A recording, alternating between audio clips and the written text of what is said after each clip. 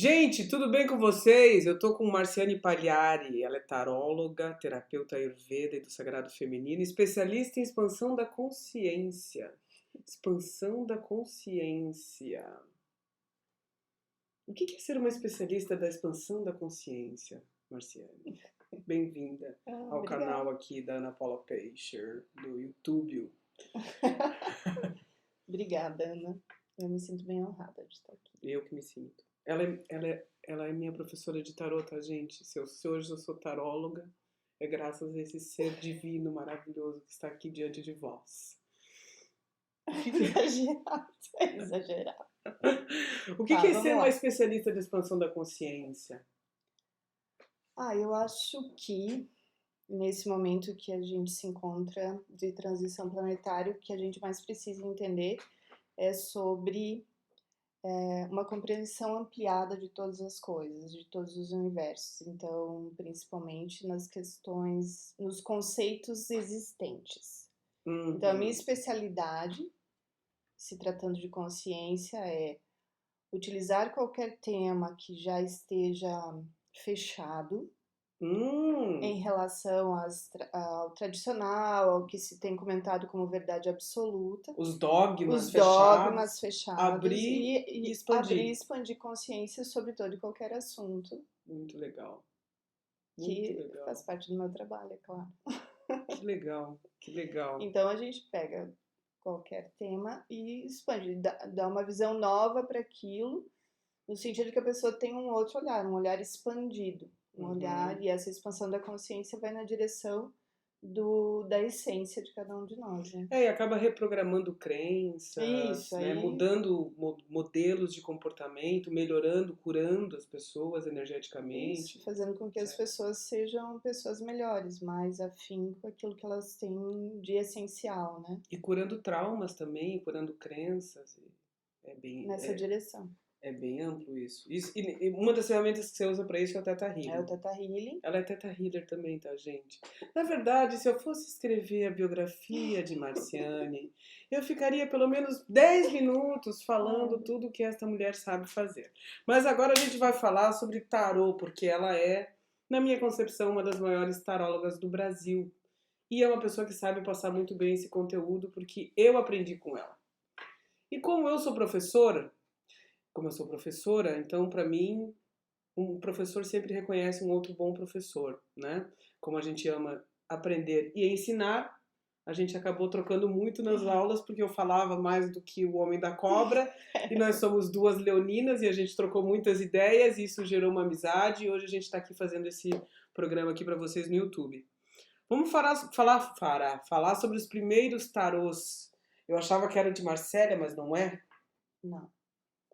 Então, o primeiro tarô que se tem conhecimento... Bom, antes de eu falar disso, vamos falar assim. A história do tarô, ele se perde, tá? Ele se perde na linha do tempo porque ela não foi escrita. Mas o que se tem... Não tem uma cronologia. Não tem uma cronologia. Entendi. Se você estudar as literaturas disponíveis, cada literatura vai te puxar para uma data. Tá, entendi. Mas o que a gente tem como verdadeiro e confiável é a descoberta do tarô egípcio, né? Que interessante. Então, que foi descoberto dentro de uma pirâmide, com as lâminas, não de todo o tarô que a gente tem das 78 cartas, mas das 22 principais, que são os arcanos maiores. Sim, sim. E... Arcanos maiores, para o pessoal entender, isso. Vamos lá. Quais são os arcanos maiores? O carro, o louco, a temperança, a morte. O mago também é? O mago também é, os arquétipos universais, né? Que se conhece como os arquétipos universais. A gente pode falar daqui a pouco sobre arquétipos. Sim, falaremos sobre arquétipos. Mas assim, para o pessoal entender, então tem os arcanos maiores. Arcano vem da palavra arquétipo, que é uma palavra junguiana que significa referência, molde. É aquela imagem referente, né? Por exemplo, você olha a bandeira do Brasil, por exemplo, ela tem vários arquétipos. As estrelas são os arquétipos, que são os estados, e ordem e progresso, a cor, enfim. Mas, na verdade, essas historinhas que contam na escola pra gente, são meias verdades, essa coisa de o verde das matas e o ouro e não sei o quê, porque na verdade as cores da bandeira têm a ver com o brasão da família real que veio para o Brasil. Isso. Então, assim, isso são arquétipos. Arquétipos são referências, moldes. É assim, é que São existe. símbolos que são referências. E aí daí São vem a palavra modelos de arcano. consciência Isso. dentro de. Mas eles são transformados em símbolos visíveis, né? Na verdade, assim, um arquétipo é composto de vários símbolos. Uau. Então, o arquétipo é um molde de consciência para que você reconheça algo. Por exemplo, Sim. o arquétipo do pai. A criança já nasce com isso. Uhum. O ser humano sempre soube. O pai é um arquétipo, a mãe é um arquétipo. Você já sabe o que, que é. Uhum. A criança, você não precisa explicar para ela, isso é um pai, isso é uma mãe. Não, já nasce com aquilo Sim. dentro. Então, os arquétipos têm a ver com o coletivo, muito mais com o coletivo. E com o inconsciente também Isso, coletivo. com o inconsciente coletivo, muito mais do que a individualidade. Então, pertence à humanidade, por isso arquétipos universais, porque pertence ao uma grande todo. biblioteca humana, Isso. digamos assim, de símbolos e significados. Para a gente se entender como seres aqui, como raça aqui. Se vocês quiserem estudar sobre isso, tem o livro do Vermelho do Jung, se eu não me engano, é o livro Vermelho do Jung. Isso, Os livros do Jung falam sobre isso. Tem vários livros sobre símbolos e simbologias, e tem livros também sobre semiótica e semiologia que falam sobre tudo isso. Tá, e já um símbolo, ele... Aliás, tem um livro chamado Jung e os Arquétipos, né? Se não me engano. Tem, né? Jung e o Tarô, Jung e o Tarô. Jung e o Tarô e Jung e os Arquétipos. Gente, é muito conhecimento, eu não sei se eu vou dar conta desse negócio até o fim dessa entrevista, Senhor Jesus, me ajuda, Pai do céu. Vamos lá. E o símbolo já tem uma conotação mais cultural. Por exemplo, em cada cultura, um símbolo tem uma representação diferente. O arquétipo não. O arquétipo não muda. Então, em todas as culturas, vai ser igual. Em toda cultura, você sabe que existe um ser superior. Porque ela é a professora de tarô. Entendeu? Vocês estão entendendo agora, né, gente? Em cada cultura, todas as culturas reverenciam um ser superior a eles, né? Então, mas cada um tem um nome, tem uma simbologia. Agora, o arquétipo não, ele está acima de tudo isso. E por que esse trabalho de expansão da consciência é tão importante agora, né? Porque o número de arquétipos que a gente conhece é limitado. Jung fala que arquétipos são igual ao número de estrelas do céu. Então é infinito, assim. E a gente só acessou alguns. Então essa nova era de transição planetária, ela está trazendo tudo. Milhares de símbolos e arquétipos. Novos, e a gente está aqui para expandir nessa nova direção. Interessante. Então o primeiro tarô foi o tarô egípcio. Tarô egípcio. Com outros nomes desses mesmos arquétipos, mas outros nomes. E o tarô de Marcelo que você citou, ele é o que traz a renovação ou o conhecimento de volta depois da Inquisição. Né? Então, o tarô egípcio, segundo os sábios, foi canalizado pelo anjo Metatron aos sábios da época que deixaram isso dentro das pirâmides. Aí veio as escolas iniciáticas, as ordens esotéricas, que a Inquisição pôs tudo abaixo. E aí houve um período de trevas, que a gente chama, dentro da teologia, em que a igreja começou a perseguir tudo isso, dizendo que era do diabo, que é coisa de bruxaria, é coisa satânica, nananã. E daí, nada podia, né? E daí as cartas começaram a se esconder dentro do que a gente conhece hoje como baralho, é isso? Como baralho, exatamente. Então, quem tá jogando canastra tá jogando tarô e nem imagina. Ah, meu bem. Tem contato com isso. Então, por isso até esse encantamento pelos jogos, né? Fato. Essa coisa de... Uma coisa que eu mais me lembro da minha época de criança é ver os adultos jogando sempre, ou pife, ou canastra, ou alguma coisa assim. Ficar longe, porque com certeza ali tem muitos insights, tem muita coisa que acontece, e a pessoa acaba querendo aquilo sempre, né? Dentro da hierarquia, a magia, encantamento... são os arquétipos maiores, depois vem o quê? Realeza? Como é que é o nome? Dentro das cartas da corte. Cartas da corte. Que é pajem... cavaleiro, rei e rainha, ou pajem, princesa, príncipe, rei e rainha. E depois os arcanos menores. Depois... Essa é a hierarquia, digamos assim. Isso, depois as cartas numeradas. Porque as cartas da corte fazem parte dos arcanos menores. Muito bem. E daí as cartas numeradas de A a 10. Vamos falar um pouquinho dos elementos para as pessoas entenderem, assim, porque os elementos falam dos nossos aspectos, né? Do aspecto terra, do aspecto ar, do aspecto água, do aspecto fogo, que é o espírito, o pensamento, a mente, e por aí vai. Vamos falar um pouquinho dos elementos que se manifestam no tarô. Tá. Então, esses elementos estão mais relacionados. Bom, eles estão tanto nos arcanos maiores quanto menores, mas eles aparecem muito nos naipes, Uhum. né? Traduz como naipes nas cartas numeradas. Então, cada 10 cartas dos arcanos menores, nós temos um naipe dirigindo essa carta, cada naipe um elemento. Né? Você quer começar com qual elemento?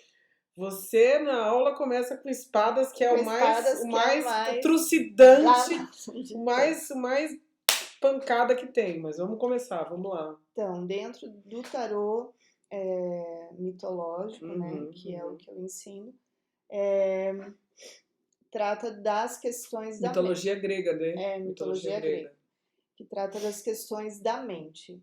Tanto o poder criador quanto destrutivo da mente, o poder claro, Que chega à exaustão da mente, né? que nos leva à exaustão. Então, o poder mental usado das suas diferentes formas, né? Por isso, representado pela espada, que corta dos dois lados, né? Porque ela é cortante e poderosa nas suas duas faces. A gente trabalha nesse aspecto elemento ar, que nos relaciona com a informação, nos relaciona com a inteligência, com a Com a velocidade velocidade. dos pensamentos, né? E essa coisa sutil que é o ar, né? Que é uma coisa, o pensamento é coisa que a gente não vê, que a gente sabe que está ali e que não vê. Mesma coisa o ar. Então tem essa comparação, né, com esse elemento e as crenças. O próprio movimento da espada, né? Exatamente. Ela movimenta o ar, né? Exatamente. E as nossas crenças. Então, aquilo que a gente acredita e também os nossos valores. Então, tudo isso é a mente. E aí, o que a mente faz com isso? Quando ela tem clareza e quando ela tem escuridão. Então, se você acredita na culpa, o que acontece? As crenças que vêm do pai e da mãe sim, são colocadas em você. Crenças religiosas, crenças da sociedade, isso, para onde isso tudo te leva. Então, esse elemento dentro do tarô, essas cartas traçam todo esse movimento mental da vida, né? Então, como são os pensamentos? Como você pensa? Como estão os seus pensamentos? E, ao mesmo tempo, quando você lê, como você sai disso, né? Sim, sim. Como você vai sair? Como você vai lidar? Qual a melhor forma de você lidar com aquele arquétipo naquele momento? O outro, qual que a gente vai falar agora? Vamos falar de... Água? Copas. Copas. Copas. Então, copas, aí já um elemento oposto. Uma coisa que me marcou muito na aula, a diferença entre o rei e a rainha, que o rei tá com os pezinhos fora d'água. Sim, e a rainha com os pezinhos dentro d'água. Então isso sempre me remete a essa coisa do masculino e do feminino, e dos medos do masculino e do feminino, e das coragens do masculino e do feminino. Né? De como lida com as emoções. Porque no mitológico esse rei sofreu algumas questões que ele não quer mais se aprofundar tanto na água, né? E a rainha não, a rainha... Mas isso é uma verdade absoluta a respeito do masculino, né? O masculino tem medo de se entregar. entregar. Pode conversar um pouquinho sobre isso? Absolutamente, absolutamente. Já que a gente está falando de emoções, né? De sentimentos. Então, assim, quando o masculino sofre uma rejeição, ou dentro do seu primeiro amor ele sofre muito... Ele se retira, né? Nossa, isso... Se ele não cuida disso, ele pode passar uma vida inteira sem conseguir amar da mesma forma. Sem conseguir uma outra entrega. Uma outra entrega. E as mulheres não. As mulheres não. As mulheres conseguem digerir isso, transformar isso, transmutar isso, porque elas têm a capacidade de mergulhar de novo, porque a água é esse elemento no qual as mulheres são muito... É fácil para as mulheres, é muito mais fácil. Porque a gente tem a relação com a água no nosso corpo muito grande. Então, quando a água tem relação com a vida e relação com o amor. Né? E a água é esse elemento que gruda, né? Ele é a colinha. Então ele representa a união. Inclusive o líquido amniótico é um exemplo disso, né? Exatamente, né? E o prazer. Então, Uhum. assim, se a gente tem a boca seca, a gente não sente o sabor da comida. Então, não vai sentir o prazer de comer Assim esse como na alimento. sexualidade existe a questão da Da lubrificação. Então a lubrificação. água na mulher existe uma outra fluidez. Isso. Não, e no homem também, né? Sim, óbvio. Nos óbvio. dois, assim. Sim. Então, a importância desse elemento em termos de relação, vida e amor, né? E Então ele, tudo que é copas tem a ver com relacionamento, emocional, a parte emocional. vida, amor, porque vida se dá com existência amorosa. A partir do momento que a amorosidade desaparece, a vida desaparece. Agora a gente vai falar de qual naipe? A gente Então, a gente falou da mente, das emoções. Então, daí nas cartas do naipe de copas, a gente trata das delícias, né? Dos prazeres e desprazeres, das delícias e amarguras de se viver o amor, de o quanto é desafiador, gostoso e desafiador, né? Então, ele tira um pouco essa ideia de que o amor é só uma coisa gostosa, né? Romântica. Então, é normal que existam essas nuances, né? Também altos e baixos. dentro do universo amoroso. Então, não é uma garantia amar, né? Essa coisa de que o amor é o suficiente. As frases de Marciane me apavoram. Eu tenho vontade de sair correndo 3 dias e 3 noites. Então, é essencial, mas não quer dizer que... Você sabe que eu pedi que você não pro tem universo, né? Eu falei assim, eu quero conhecer uma pessoa que saiba muito e que me ensine muito. Então essa pessoa aqui, cada sentada Ai, para meu conversar, para tomar um café, para fazer qualquer coisa, são aulas homéricas. Aí eu fico chocada, passada, plissada e godê com o conhecimento da pessoa. Porque eu achava que eu sabia alguma coisa, porque eu tinha lido você muito. Não, e essa pessoa aqui sabe muito, então pra mim tá sendo muito legal e uma honra muito grande te receber aqui no canal mesmo. Tá. Mesmo. Obrigada. Mesmo. Igualmente, você sabe. Essa coisa do amor, o amor não tem garantias. Não, nada se tem garantia, né? A vida é muito fluida, né?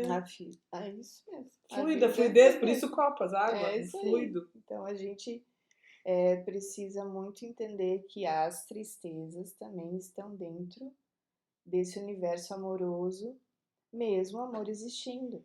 No naipe de copas, qual que é uma carta que mostra tristeza, por exemplo, um relacionamento que não tá bem? Se a pessoa te perguntar e sair essa carta. Tem algumas. Tem o 5 de copas, que é uma quebra de contrato, né? Ali rompe-se confiança, rompe-se... Aquele que ele sai correndo e ela tenta ir atrás dele. Isso, exatamente, né? Que tem uma esperança ali, mas às vezes essa esperança não é suficiente, né? Fica uma taça só ali. Ainda existe, né? Mas tem que ver o que rola depois. Existe uma possibilidade, mas tem que ver. Exatamente, né? Tem que vai ver se é o desfecho. suficiente. Você vai ter desfecho. Porque são 5 taças em pé cheias, 4 são derramadas, sobra uma nessa carta, né? E aí essa taça, ela precisa ser suficiente para manter. Para sustentar aquele amor. Se ela for suficiente, ok, mas às vezes ela não é, né? Outra carta que fala também desse momento doloroso é o 8, que é onde é o momento da depressão, então é da perda total. É a Perséfone que desce pro submundo. E aí é a perda, né? E o sofrimento porque em relação à perda. Ela é desafiada pela mãe do amante dela, né? Não é isso? É a mãe? Sim, é a Afrodite em pessoa, né? A deusa do amor. Simples, é só isso, gente. Gente, assim, ó, Afrodite não era boazinha, não. Ela chega pra Perséfone e diz assim, ó, você vai no inferno e você volta. Se você voltar de lá viva, eu deixo, quem sabe, você ficar com meu filho, tá? Senão eu não deixo você ficar com ele, queridinho. Porque a gente tem a história de Eros e Psique nessas cartas, e Eros é filho de Afrodite, então ela estava casada. Ela estava... Pode continuar. Ela estava casada com um deus, ela era uma mortal, e Afrodite descobre isso e fica possessa, né? Porque ela não Tinha muito essa sabia. coisa, né? Zeus também se indignava em alguns momentos quando Isso, tinha... Mas ele também... porque Ele amou mortais também, não amou? Zeus? sempre, Eu acho que ele muitas. era galinha. Ele era Por isso galinha. que existiam Por isso os... que Hera ficava indignada Sim, com porque ele se ele. apaixonava pelas mortais, porque eram belíssimas, e por isso existem muitos semideuses, que Sim. são filhos dele com as mortais. Uma dica pra vocês que quiserem conhecer um pouco sobre essas histórias. Percy Jackson é um filme super Isso, legal. bem Percy legal. Jackson, o Ladrão de Raios e por aí vai. Acho que é uma trilogia do Percy Sim, Jackson. sim. Mostra muito sobre os semideuses, Sim, os filhos sim. dos deuses, essas coisas todas. Eu acho super legal. Uhum, isso mesmo. Já na mitologia egípcia, eu gosto muito de Os Deuses do Egito. É um filme super legal também, indico também para quem quiser conhecer um pouco sobre mitologia egípcia. Aparece Horus, o olho de Horus, Sim, os Osíris, aquela principais coisa aparecem toda. ali. Rai, Pronto. blá, E os blá. deuses, eles são muito feitos, né, com características humanas. Sim. Só que eles são super poderosos e são imortais. Então, e nós mortais estamos à mercê das vontades deles, né? Então a nossa função é agradá-los. Em todas as culturas Em é todas as assim. culturas é isso, né? Até dentro do xamanismo e dentro da cultura indígena tem essa coisa das ofertas ou dos cultos para que venha Mas chuva, para que tenha colheita, dentro para que do cristianismo também, também tem nós temos que adoração, agradar a Deus, né? a adoração, a reverência. Porque Na Umbanda é bater cabeça para os isso, orixás, no Candomblé também. todas as culturas, todas, sem exceção. Gente, vocês estão vendo que se a gente for ficar gravando, a gente vai ficar 3 dias falando aqui e não vai parar nunca esse vídeo? Vamos voltar pro tarô, porque daqui a Opa, pouco a gente vai gravar senão a outros gente vai vídeos sobre gravar. outras coisas, tá? Fiquem tranquilos. Isso tudo aqui vai vir outros É vídeos, só a tá, gente? introdução, é só a Isso aqui é introdução. só, assim, o cafezinho com leite pra dar aquele oi! É o coverzinho, aquela entrada antes do jantar, entendeu? E agora estão, acho que, sapateando aqui em cima, mas vamos lá. O que Continuando. mais? Você quer continuar dos elementos? Então nós temos o próximo que é ouros, né? Que é elemento terra. Uhum. Pode ser? Pode ser. E realmente estão dançando uma Macarena aqui em cima. Aí a gente fala nesse elemento do trabalho e da riqueza em si. Aquilo né? que tem a ver com o elemento terra, tudo que é material. Da matéria, da manifestação. E a nossa jornada como humanos dentro disso, né? Que fala muito, que daí no tarô é comparada com o semear, né? Uhum. A semente, isso frutificando, do trabalho em si e como se dá a colocação dos seus talentos, os desafios dentro disso, O o reconhecimento desses talentos, às vezes espontaneamente, às vezes não, e o esforço, o aprendizado, as invejas, né, em relação a Porque isso. o personagem passa por altos e baixos, por tudo né? isso, as perdas financeiras, o como a perda financeira nos afeta em outros tantos sentidos, né? Afeta a nossa estima, afeta, traz as nossas vergonhas, os nossos medos, as inseguranças. Então, a força do elemento terra, do dinheiro, na vida, na nossa vida, sim, né? E nesse naipe. E uma coisa bem interessante desse elemento de ouros é que a moeda, né, que é a representação é um pentáculo, né? Uhum. Então os 5 elementos. Então, viu? Eu aprendi direitinho, gente. Eu fui uma boa aluna. Direitinho, super boa aluna. E contém os 5 elementos. Então, para a gente materializar tudo que é palpável, tudo que é matéria, contém os outros elementos todos. Sim. Então a gente precisa de todos os outros para manifestação. Então eu acho isso bem interessante. Por isso que a carta do mago é interessante, né? Porque ele consegue magisticamente controlar, manipular de os uma elementos, forma que né? manifeste isso, né? Então o mago e a carta do mundo, que contém todos os elementos. Muito legal. E por último, Paus, que fala da Isso, espiritualidade. que fala da nossa jornada terrena, da É o nossa, fogo, né? que é o fogo, a nossa jornada terrena, o nosso relacionamento terreno, estando aqui encarnados com o espírito. Então, como nós somos que dentro do tarô se fala muito da criatividade, que é a expressão máxima do espírito aqui, Sim. que é Criação. da criação, né? Então, quando a gente cria um texto, quando a gente é inspirado por alguma coisa, quando a gente tem um insight, uma intuição, quando a gente tem as forças do Espírito Santo, a gente está sendo iluminado por esse elemento. Interessante, porque no Pentecostes, na Bíblia, como eu acabei estudando teologia, o símbolo que aparece é o fogo. No Pentecostes, no batismo do Espírito Santo, é o fogo, que são línguas de fogo que Isso, são as aparecem línguas de sobre fogo, a cabeça exatamente, dos apóstolos. Muito interessante. Então é o Espírito chegando aqui pra gente, Sim. né? Disponível pra gente. Sim. E aí como que isso se traduz na vida? Então é a jornada das pessoas buscadoras, né? Acho que fica mais fácil para entender. Quando a gente se torna um buscador e a partir desse impulso da busca Dínamos. de soluções ou dos porquês ou de querer entender a existência, que aí a gente é impulsionado, sem precisar às vezes de estudo ou sem precisar do dinheiro, principalmente, é impulsionado na direção de compreender a vida de uma forma maior. Então essa é a jornada do elemento fogo daí. Né? E aí tá aí mais ou menos um resumo do que é o tarô, tá, gente? E daí existem vários modelos de tarô, tem o de Marcélia, tem o mitológico, tem qual mais? O da Alice, que você... Tem o da Alice, porque todo tarô é formado por quem o cria e pelo artista que faz os desenhos, desenhos a partir daquilo que foi criado, canalizado que ele recebeu.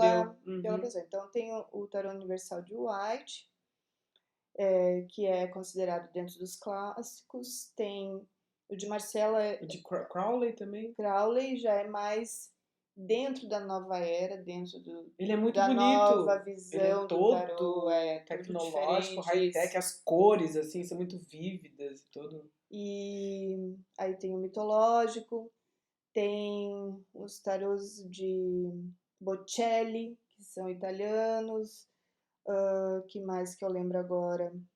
Tem o tarô da bruxa. Tem aquele tarô que é super romântico que você tem, que tem sempre corações nas coisas. Que é o Caminho dos Amantes. Tá vendo? Também. Tem vários, tem muitos. Tem o tarô do tem universo. Tem o tarô celta, não tem? Não, o celta é outro oráculo. É um outro oráculo? Aí já não é um tarô. Tem o tarô da Wicca, isso tem. Uhum. Tem o tarô do universo LGBT, já olha tem só, também. Que interessante. E tem muitos, assim. Hoje em dia tem tarô pra tudo. Gente, esses assuntos a gente vai continuar desdobrando nos próximos vídeos, porque agora a gente já está com mais de 20 minutos de gravação, mas eu quero te agradecer, professora, por estar aqui. Muito obrigada e até o próximo vídeo, tá bom, gente? Um beijo para vocês. Beijo. E até a próxima.